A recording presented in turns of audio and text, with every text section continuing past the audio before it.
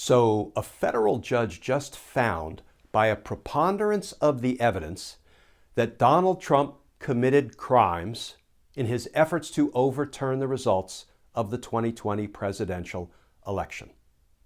Let's talk about why that ruling is as important as it is historic. Because justice matters.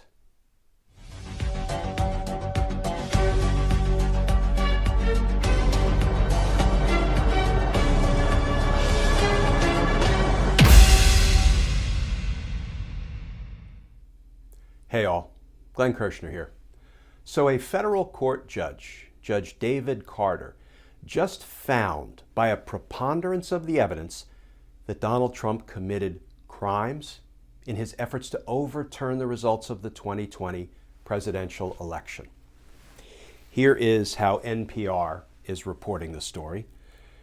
Trump likely committed crimes trying to stay in power, judge says in records dispute. And that article begins, in a remarkable 44-page ruling, a federal judge found it was more likely than not that former President Donald Trump violated the law and corruptly attempted to obstruct Congress in his attempts to overturn the 2020 election results. So what does that mean, and why is that precise language so important? Well, let's do a quick Team Justice Law School class about burdens of proof, the evidentiary standard that allows law enforcement to do certain things. But before we do that, let me just read a couple of short passages from Judge Carter's findings. And let me start with page 36, where Judge Carter announces, based on the evidence, the court finds it more likely than not that President Trump corruptly attempted to obstruct the joint session of Congress on January 6, 2021. How about his corrupt intent, which some commentators seem to insist is like the magical unicorn of criminal law, so hard to find? Nonsense. Page 34, Judge Carter says, President Trump likely knew that the plan to disrupt the electoral count was wrongful.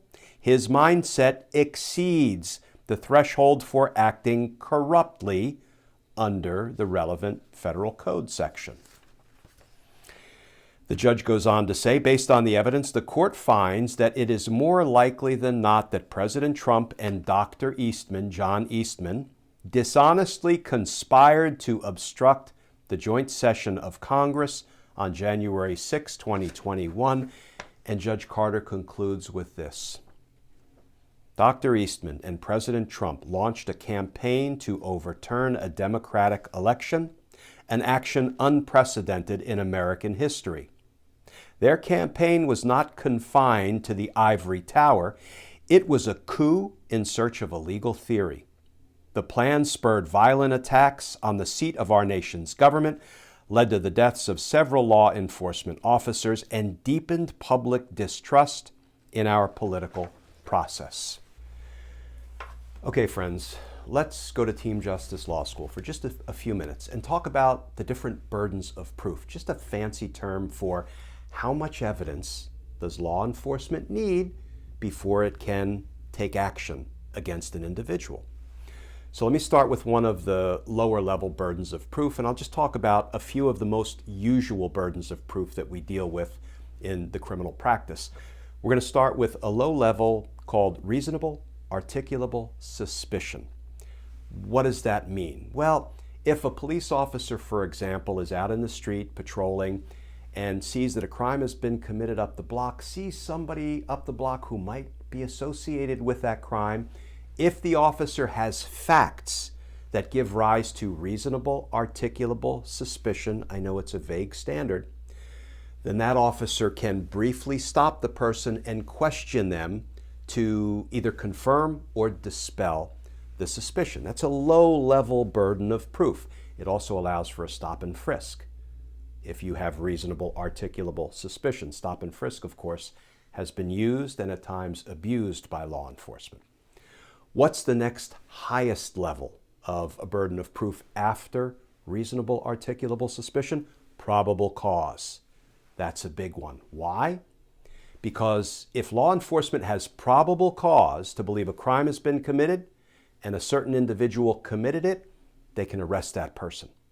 Probable cause is the standard to arrest someone, and probable cause is the standard to indict someone for a crime. So police can arrest and prosecutors via the grand jury can indict if there's probable cause to believe a crime has been committed and a specific person committed it.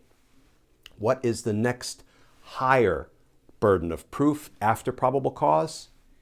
It is a preponderance of the evidence. More likely than not, 51% of the evidence tends to show a crime was committed and a certain individual committed it.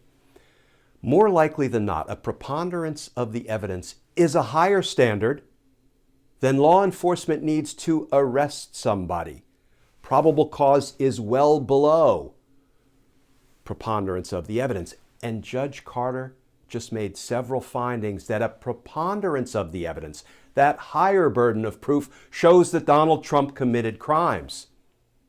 Which means, in this federal judge's estimation, in this litigation, the judge has announced there's more than enough evidence to arrest Donald Trump, to find by probable cause he committed crimes to retain power, to overturn the results of a presidential election. That's a big deal, friends. Let me just finish up the discussion because the granddaddy of all burdens of proof, well beyond probable cause, well beyond preponderance of the evidence, is proof beyond a reasonable doubt. That is the standard by which a jury or a judge sitting as a finder of fact can convict somebody of a crime.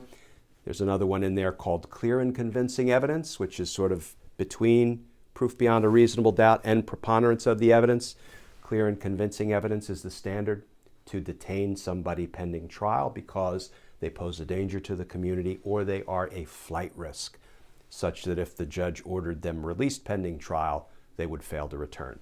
That's an overview. That's a quick Team Justice Law School class on the different burdens of proof. But the point, the really important point, is a federal judge concluded that Donald Trump committed crimes, and he concluded that the evidence satisfies the burden of proof of preponderance of the evidence, which is higher than you need to arrest and indict Donald Trump. What does that tell us, friends? It tells us that the justice train needs to get rolling down the track.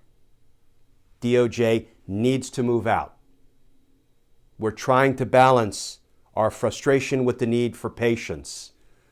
But time's a-wasting, democracy's a-dying, public safety is at risk. Donald Trump continues to try to recruit a new batch of insurrectionists. Lately, he told people to lay down their lives to fight critical race theory, endangering our nation's teachers. Our democracy is at risk. A federal judge has said there's more than enough evidence required to arrest and indict Donald Trump for these election crimes.